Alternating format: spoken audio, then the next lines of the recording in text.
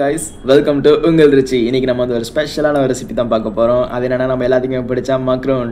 இந்த மக்ரூன் வந்து நிறைய பேர் வந்து கடையில தான் வாங்கி சாப்பிடுறோம். ஆனா வந்து வீட்லயே வந்து ரொம்ப டேஸ்டா செய்யலாம். அது எப்படி செய்யலாம் வாங்க இந்த வீடியோல பார்க்கலாம். அடுப்பு பத்த வச்சுக்கலாம். அதுக்கு மேல வந்து ஒரு கடாயை வச்சுக்கலாம். கடாய் நல்லா காஞ்சதுக்கு அப்புறம் தேவையான அளவு எண்ணெய் சேர்த்து அதே மாதிரி தேவையான அளவு வெங்காயத்தை எடுத்து நம்ம ஸ்லைஸா கட் பண்ணி சேர்த்துக்கலாம். அதுக்கப்புறம் நம்மளுக்கு தேவையான அளவு முட்டை எடுத்து இந்த மாதிரி உடச்சி ஊற்றிட்டு நல்லா அடித்து வச்சுக்கோங்க. இது நம்மளுக்கு லேட்டாக தேவைப்படும். மெயின் இன்க்ரீடியன்ஸான பாஸ்தாவை எடுத்து இந்த மாதிரி வேக வச்சு வச்சுக்கலாம்.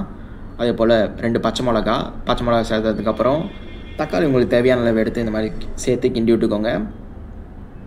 இந்த மாதிரி கேரட்டு நல்லா ஸ்லைஸாக கட் பண்ணி வச்சுட்டு அப்படியே மலைச்சாரல் மாதிரி தூவி விட்டுக்கலாம். கேரட்டோட ஃப்ரெண்டு பீன்ஸ் எப்படிங்க மறந்த முடியும், அதனால் பீன்ஸையும் கொஞ்சம் அப்படியே மலைச்சாரல் மாதிரி தூவி விட்டு அப்படி இப்படின்னு சொல்லிட்டு நல்லா பெரட்டி விட்டுக்கோங்க.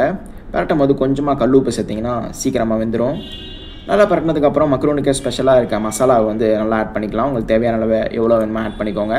இன்னும் நல்லா டேஸ்ட்டு கொடுக்க நம்ம இஞ்சி பூண்டு பேஸ்ட்டு அப்படியே ஆட் பண்ணிக்கிட்டு கொஞ்சமாக தண்ணி சேர்த்து நல்லா அது பேஸ்ட் மாதிரி வர வரைக்கும் வெயிட் பண்ணுங்கள். அதே போல் நடுவில் கொஞ்சமாக எண்ணெய் ஊற்றி நம்ம அடித்து வச்ச முட்டையை போட்டு அப்படி இப்படி நல்லா கலர்னிங்கன்னா நல்லா நம்மளுக்கு அந்த பேஸ்ட் மாதிரி வந்துருச்சு. பேஸ்ட் மாதிரி வந்ததுக்கப்புறம் நம்ம இந்த வேக வச்ச பாஸ்தாவை போட்டு அப்படி இப்படின்னு சொல்லிட்டு நல்லா கிண்டி அப்படியே உதிர்த்தா அப்படியே சூப்பராக ரெடியாகிருங்க.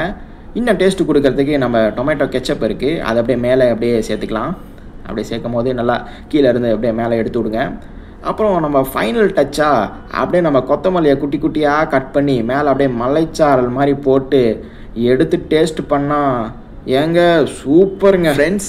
இதை கண்டிப்பாக வந்து வீட்டில் ட்ரை பண்ணி பாருங்கள். இந்த வீடியோ பிடிச்சிருந்தா லைக் பண்ணுங்கள், சப்ஸ்கிரைப் பண்ணுங்கள், ஷேர் பண்ணுங்கள், கமெண்ட் பண்ணுங்கள். தேங்க்யூ ஃபார் வாட்சிங் திஸ் வீடியோ.